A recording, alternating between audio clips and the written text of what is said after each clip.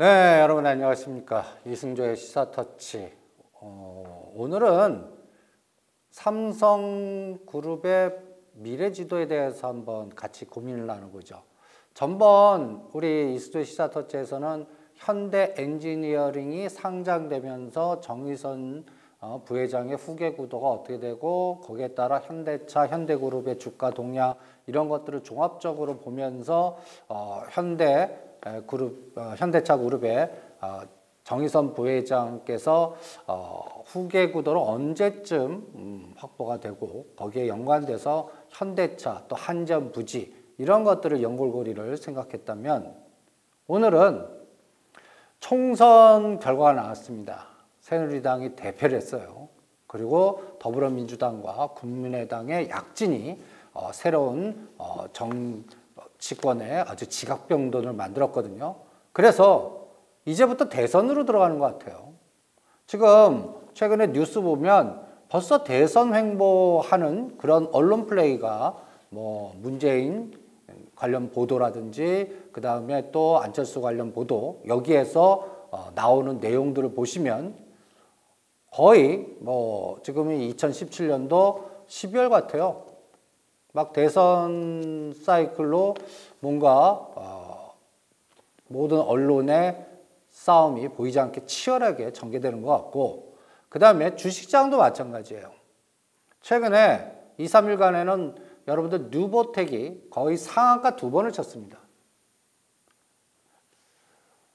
총선 전에는 문재인 관련 테마주라고 이렇게 해서 뉴보텍이라든지 우리들 제약이라든지 이런 것들은 거의 흘러내리거나 움직이지도 않았어요. 그런데 총선 이후에 더불어민주당의 아주 약진 이 과정에서 그동안 움직이지도 않았던 문재인 대표 관련 테마주들이 아주 그냥 급등을 했습니다.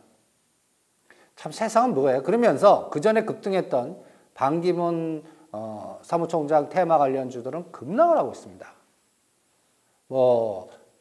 옛날 과거 전두환 정부 시절 때 반기문 현 유엔 사무총장의 행적 이런 것들이 외교문서가 봉인된 게 풀리면서 나와서 그게 또 언론에 노출되고 이런 게 보이지 않게 벌써 대선 주자들의 보이지 않는 싸움이라고 생각하게 됩니다. 벌써 주식시장도 그러한 요동을 치고 있습니다.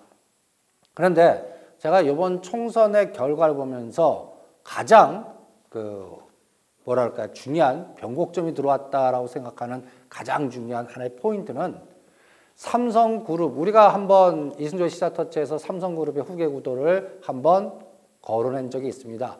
중간 단계 지주회사 해갖고 또 여러 가지 어떤 시나리오 했는데 이번 새누리당의 대패 이 모멘텀이 저는 이제 은산분리라든지 은산법이라든지 이런 것들의 개정 이런 것들이 만만치 않겠다라는 생각이 들어서 이제는 중간 단계 지주 쪽에 후계 구도로 지분 구도로 구조 조정하는 방법이 어쩌면 또 다른 방식으로 찾지 않을까. 그래서 삼성전자의 자사주 소각하면서 삼성전자를 중심으로 하는 구조 조정, 후계 구도. 여러분들 삼성그룹의 후계 구도에서 가장 결정적인 포인트가 뭐냐 하면 전번 그 방송의 마지막 코너에 이건희 회장님의 개인 지분으로 갖고 있는 표를 한번 보여드린 적이 있습니다. 이건희 삼성그룹 회장께서 갖고 계신 삼성전자 3.38%, 그 다음에 삼성생명 20%, 이게 문제 20%.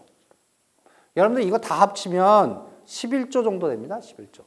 여기에 상속세 내보세요. 거의 5조나 6조. 그러니까 이 부분을 삼성그룹 입장에서는 풀어야 돼요. 이 세금을 다 어떻게 내겠습니까? 그러니까 뭔가 중간 단계 지주회사로 해갖고 이건희 회장님이 갖고 있는 삼성생명 지분을 이동시키는 여러 가지 방식을 뭔가 하지 않을까 이렇게 생각했는데 이제는 그 방식이 굉장히 어려워질 것 같습니다. 그래서 지금 가장 가능한 시나리오는 일단 이재용 부회장이 그 엘리엇 반대에도 불구하고 제일모직과 삼성물산 합병해서 합병삼성물산을 만들어갖고 합병삼성물산을 이재용 부회장이 지배하고 그 삼성물산이 삼성전자를 갖고 있는데 문제는 이건희 회장이 개인 지분은 어떻게 처리를 해야 돼요. 그걸 받아서 상속세를 내든지. 그러면 상속세 내는 방법은 새로운 가치 창출에 또 모멘텀이 하나 있을까? 있습니다. 삼성바이오로직스를 상장하는 겁니다.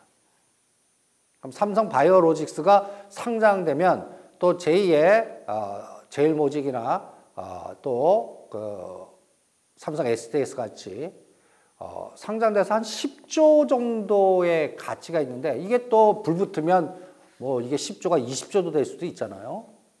그러니까 삼성바이오로직스 상장 이거는 분명히 삼성그룹 이재용 부회장 그 체제에서 지금 총선 결과를 보고 속도가 빨라지겠구나 이런 생각을 갖고 됐습니다.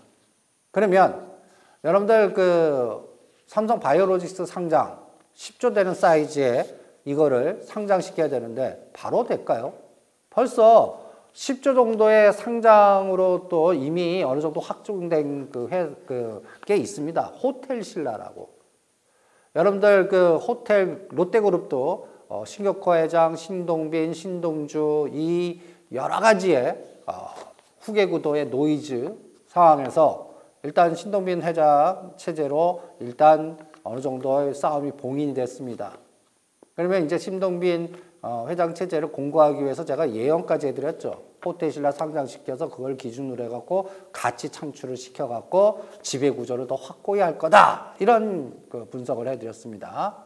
그래서 호텔신라가 빠르면 6월달 정도에 상장됩니다. 6월달. 얼마 안 남았죠? 그러면 암만 삼성그룹이 로비가 강해도 5, 6, 7 이럴 때 가능하겠습니까? 일단 옛날에는 2014년도에는 여러분들 이건희 회장님께서 5월달에 건강 악화로 심근경색으로 병원에 응급실에 가시면서 2014년 11월에 삼성 SDS 유가증권 시장에 상장시켰고요. 그리고 한 달 만에 여러분들 이런 경우가 거의 드뭅니다. 삼성그룹에 얼마나 로비를 했으면 이게 가능했을까라는 그리고 얼마나 급했으면 이걸 또 허용했을까라는 생각이 드는데 2014년도에 에버랜드, 제일모직을 또 요구했을까요? 상장. 2014년 11월과 2014년 12월에 삼성 SDS 상장하고 제일모직 상장함으로 인해서 여러분들 이재용 부회장의 비상장이었던 회사의 가치가 상장되면서 주가의 움직임으로 저는 거의 5조의 정확하게는 좀 5조인지 7조인지 좀 헷갈리는데 엄청난 시가총액의 증가가 있었습니다. 그걸 기준으로 해서 합병 삼성물산하고 또 삼성 SDS 2% 지분을 또 팔아갖고 또 여러 가지 삼성 엔지니어링 유상증자 성공시키고 또 여러 가지 뭔가 전략을 구사하지 않았습니까? 그럼 이제 마지막 남아있는 게 뭘까요? 삼성바이오로직스입니다. 여러분들 삼성바이오로직스라는 회사 여기 CG를 준비했는데 2014년도에 여러분들 이 삼성바이오로직스 아직까지는 실적이 이렇게 나오는 회사는 아닙니다. 그런데 2020년 예상치 보세요. 2020년 예상치. 매출이 영업이익이 한 4천억 정도 예상하고 매출이 1조. 그러면 1조 정도 매출에 영업이익 4천억이면 뭐 얼마나 영업이익이 이건 뭐 노다지 아닌가라는 생각이 들 정도입니다. 2025에는 영업이익 1조를 예상하고 있습니다. 이걸 상장시킬 겁니다. 대박 회사가 되는 거죠. 그래서 어떤 의미에서는 이런 게 상장되면 기관들 입장에서는 포트 비우기가 나오기 때문에 어쩌면 한미아품이나 셀트리온이 대체 삼성바이오로직스가 상장되면서 저라도 삼성바이오로직스까지 셀트리온 안 갖고 있어요. 만약에 상장되면. 그런 어떤 교체 매매도 가능하겠지만 제가 뭐 그거는 뭐 펀드 매니저들의 어떤 의사결정인데 여기서 가장 중요한 거는 삼성 바이오로직스가 언제쯤 상장될까요? 빠르면 10월입니다. 10월에서 12월 정도. 속도를 굉장히 낼 거라고 봅니다. 왜 속도를 내는데 그거를 통해서 이건희 회장님이 갖고 있는 삼성전자나 삼성생명 지분에 대한 상속 가치를 높이는데 사용할 건지 아니면 이 방식이 있어요. 삼성전자를 분할하는 겁니다. 삼성전자를 쪼개는 거예요. 삼성전자랑 삼성전자 투자회사랑.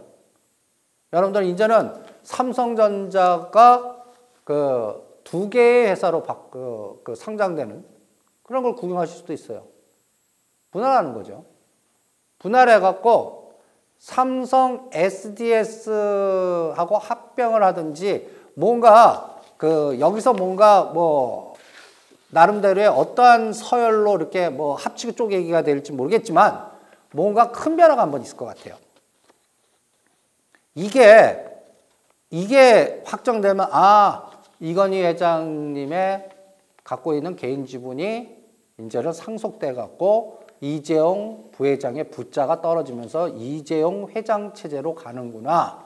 그러니까 삼성 바이오로직스의 상장은 여러분들이 이렇게 한번 해석하시기 바랍니다. 이건희 회장님에서 삼성그룹이 이재용 회장으로 넘어가는 하나의 뭐라 그럴까요? 신호탄이라고 표현할 수가 있습니다. 그러면 우리가 삼성 바이오로직스를 공부해 봐야 돼요. 여기 표를 하나 보면 여기서 제일모직으로 되어 있는데 이건 합병 삼성물산 이 도표가 나오기 전에 나온 도표라 제일모직을 합병 삼성물산으로 바꿔주십시오. 삼성 바이오로직스는 삼성물산 합병 삼성물산이 45% 갖고 있고 삼성전자가 45% 갖고 있습니다. 거의 두 회사가 다 갖고 있죠. 그러면 삼성 바이오로직스 상장하면 주가 올라가면 그걸 보유하고 있는 주주 가치도 같이 동달아서 올라갈 테니까 삼성전자도 플러스 알파, 물산도 플러스 알파. 그리고 여기 이 도표에 딱 보십시오. 90%를 갖고 있는 자회사가 있습니다. 이름이 뭐예요? 삼성 바이오 에피스입니다. 이 기업은 또 묘하게 나스닥에 상장을 지금 준비하고 있습니다. 그래서 2016년도 연말이나 2017년도 상반기에는 여러분들이 전에 삼성 SDS 상장과 제일모직 상장을 연달아서 보듯이 삼성 바이오로직스 상장과 삼성 바이오에피스 상장을 연달아서 6개월 안에 시차를 6개월 정도보다 더 빠를 수도 있어요. 이걸 구경할 수 있을 겁니다. 대단한 변화죠. 거기에 연결고리로 가치가 높아질 수 있는 종목이 뭘까요? 이거를 놓치지 말자는 겁니다. 그러니까 총선의 결과의 정치권의 변화가 저는 삼성그룹의 후계 구도에 어떤 전략을 선택할까, 국회를 통해서 중간지지법이라든지 보험회사법이라든지 이런 거를 바꿔갖고 뭔가 이 길을 선택할 건가. 그게 힘들 것 같으니까. 왜냐하면 더불어민주당하고 국민의당이 그걸 허용하겠습니까? 이제 국회는 더불어민주당하고 국민의당 합치면 이게 다수당이 돼버렸는데. 그러니까 새로운 길을 찾을 거예요. 그게 삼성전자 분할로 저는 판단하게 됩니다. 근데 분할을 그냥 안 해요. 그 전후에서 삼성 바이오로직스를 상장한다는 얘기죠. 작년 12월에 그 삼성 바이오로직스의 제3공장 기공식이 있었습니다. 여기 그림 보면 삼성 바이오 3공장 기공식. 여기에 우리 박근혜 대통령도 참석하셨는데 여러분들 이 삼성 바이오로직스 앞으로 하나의 뭐랄까 삼성그룹 이재용 부회장 시대에 뭔가 큰 틀을 잡아주는 하나의 회사가 될 거로 봅니다.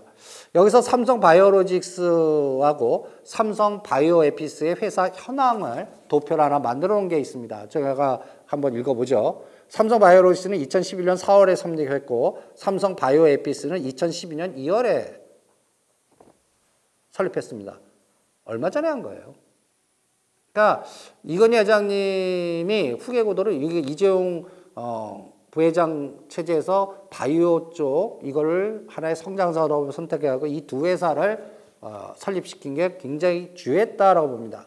그래서 삼성 바이오로직스의 대주주는 삼성전자가 45%, 합병삼성 물산이 거의 45% 이렇게 갖고 있습니다.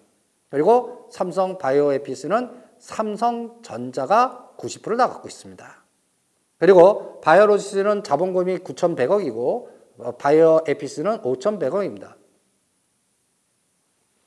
이 두 회사의 대단한 가치 상승이 앞으로의 삼성그룹 이재용 부회장의 미래지도 또 상속세를 이걸 통해서 내지 않을까라는 조심스러운 예측도 하고 그래서 거기에 따라 삼성이 상장되면 삼성그룹의 후계구도가 어느 정도 일단락되지 않을까 이런 판단을 하고 있습니다. 그리고 삼성바이오로직스 주요하는 게 바이오시밀러입니다. 바이오시밀러. 그러니까 삼성바이오로직스가 상장되면서 가장 저는 경쟁관계로 가장 대체제로 플러스 마이너스한 게 셀트리온이라고 생각합니다. 셀트리온도 바이오시밀러 아닙니까?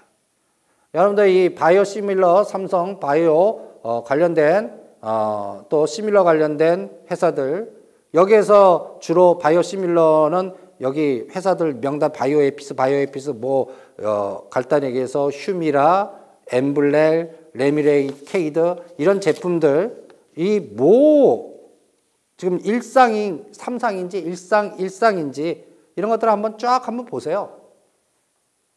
그래서 이러한 바이오 시밀러 관련된 모멘텀 그리고 이게 그 바이오로직스 상장과 바이오에피스 상장이 삼성전자의 가치를 높이는 하나의 또 모멘텀이 될 거다라는 생각이 들어서 오늘 이 총선 이후에 삼성그룹의 후계 구도 속도를 내는 과정에서 이 삼성 바이오로직스 시나리오를 한번 생각해 봐야 되지 않을까 이렇게 여러분들 판단이 들어서 오늘 삼성그룹의 미래지도에 관련된 하나의 전략을 여러분들한테 한번 같이 공부하자라는 차원으로 갖고 와봤습니다.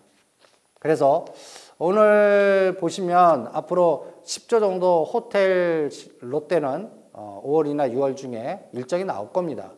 그리고 삼성 바이오로직스는 빠르면 10월, 늦어도 금년 연말이나 내년 연초 이렇게 그래서 상대적으로 누가 밀립니까? 현대차 그룹이 밀립니다. 현대 엔지니어링, 현대 엠코는 이것도 묘하게 그 다음 대선하고도 또 보이지 않게 연골고리가 있다라고 봅니다. 여러분들 그 최근에 우리 그 현대중공업의 정몽준 회장님이 또 등장하는 거 보십니까? 뉴스라인에 지금 새누리당이 뭐 길을 잃은 것 같으니까 뭐 여기저기서 다음 대선론으로 뭐 반기문 유엔 사무총장의 그 관련된 뭐 악재가 나왔어도 대선 주자로서의 계속 그 하나의 흐름은 지속이 될 겁니다. 그런데 그동안 물밑에 있었던 정몽준 현대중공업 회장께서 등장이 됩니다. 어쩌면 오세훈 그 전 서울시장이 종로에서 탈락하면서 오세훈 씨가 대선 주자로서의 그 흐름에서 맥이 끊기니까 이런 현상도 나오는 거 아닌가라는 것도 있지만 저는 이 현대그룹 특히 현대상선 뭔가 이 문제를 풀어야 돼요. 현대상선에 또 관련돼서는 또 우리 그 연골고리 우리 공부하면서 현대상선의 현 회장의 누님 그리고 또 현대 이 그룹과 현대차 그룹 간의 또 갈등 구조, 현대 그룹의 형제난 이런 것들을 우리가 공부를 했습니다. 그래서 이런 과정이 이번 총선 결과로 인해서 저는 어떤 생각이 드냐면 현대차그룹과 현대그룹의 이 갈등 구조는 현 회장과 정몽구 회장이 못 푼다라고 생각합니다. 이 갈등은 못 풀어요. 그 대신 정의선 부회장은 풀 수 있다라고 생각합니다. 그러니까 간단히 얘기해서 선대의 갈등을 자식들 간에서 풀 수 있다라는 생각이 들어요. 그래서 이 부분이 2017년 대선 때까지 또 핫 이슈가 될 수도 있다라는 조심스러운 전망을 합니다. 이게 현대 상선 주가의 또 흐름과 현대중공업, 현대상선의 대주주 보시면요. 현대중공업과 현대차그룹의 계열사인 현대건설이 대규모로 갖고 있어요. 그래서 이 매듭도 한번 풀어야 된다라고 생각합니다. 그래서 그리고 이 현 회장님의 어머니가 그 용문재단 이사장이 김문희 씨죠. 김문희 씨가 또 누군지 아시죠? 새누리당 당대표 누님이 되십니다. 김무성 대표의.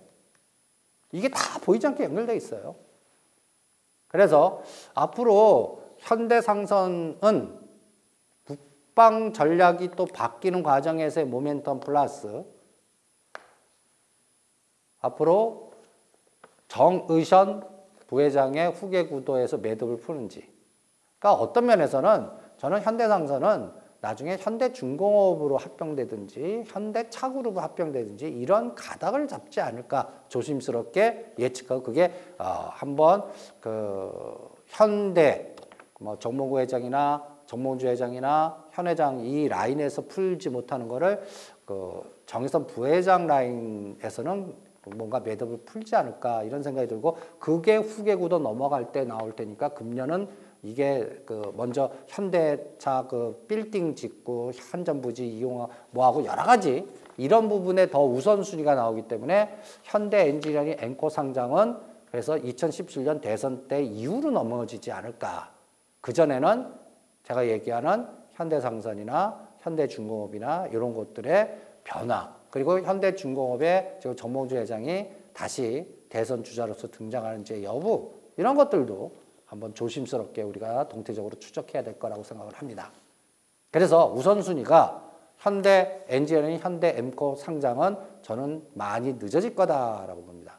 그래서 우선순위 순서 호텔 롯데 1순위, 삼성 바이오로직스 2순위, 현대 엠코 3순위 이렇게 IPO 상장 일정이 결정되지 않을까. 이게 다 보이지 않게 후계 구도 구조조정 그룹 재편하고 다 연결되어 있습니다. 여기에 주가에 롱숏이 갈릴 거예요. 그래서 삼성 바이오로직스 상장이 되면 주식시장에 어떤 재편 현상이 나올까? 여러분도 최근에 삼성생명이 급락하는 거 보셨죠? 벌써 해답 나왔다는 거예요. 만약에 중간 지주하고 삼성생명이 중심이 됐다면 삼성생명 주가 그렇게 급락 안 합니다. 그러니까 삼성생명은 오히려 그러니까 이렇게 되는 거죠. 이제 삼성생명 그 이건희 회장이 갖고 있는 삼성 20% 누가 싸게 받아가야 될 때까지 삼성생명 누르나 보세요. 묘하게. 그다음에 삼성전자도 조심스럽게 이제는 그런 구간으로 가는지 보세요. 그동안 103만 원에서 130만 원까지 올랐습니다. 앞으로 삼성 바이오로직스 상장될 때까지 묘하게 이상하게 기업의 실적도 예상보다 낮아지고 발표도 낮아지면서 삼성 주가가 싸지는지 보세요. 그러면서 이거를 왜냐하면 주가가 싸야 상속세도 덜 내거나 이동시키기 편하거든요. 그러면서 다른 거 가치를 높이는가 보세요. 시소 가치. 그때 삼성 SDS 가치랑 그 다음에 삼성물산 가치 아니면 삼성 바이오로직스 상장해서 자연스럽게 삼성물산 가치가 올라가는지 요걸 한번 추적해 보시기 바랍니다. 요게 앞으로 우리 주식시장에 상당히 큰 대어죠. 그 변화를 줄 수 있는 하나의 큰 그 물줄기가 되지 않을까 이렇게 판단을 하게 됩니다.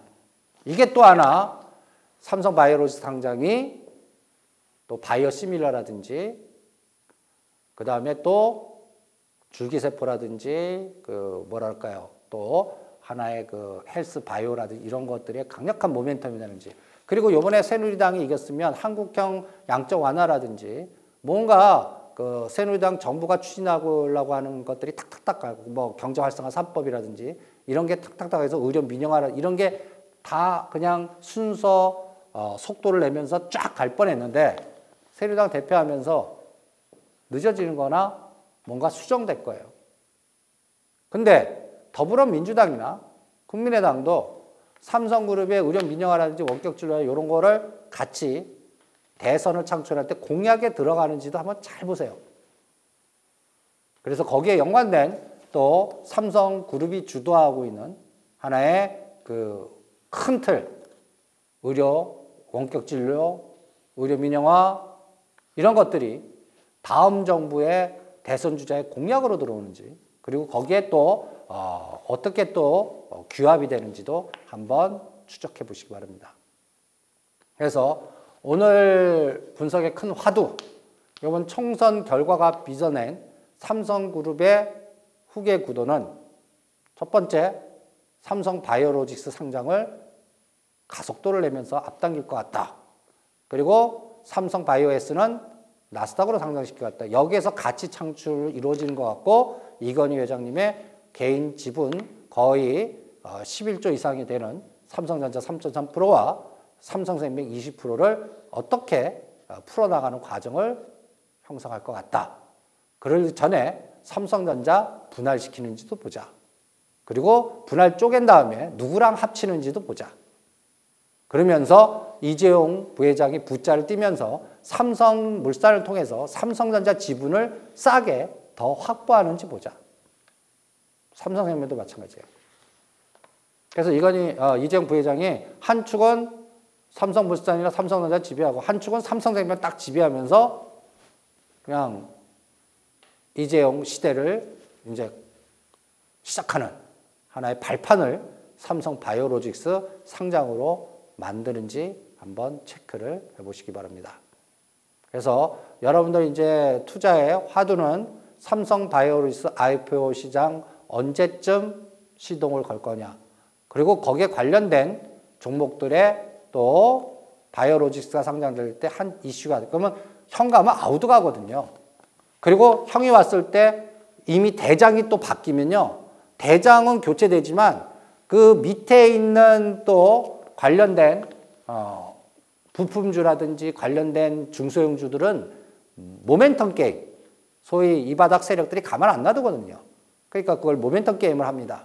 이런 과정들을 같이 추적해 가시면서 한번 공부를 해 주시기 바랍니다. 그래서 오늘 이수조 시사 첫째 가장 큰 화두, 삼성바이오로직스와 관련된 종목을 찾자.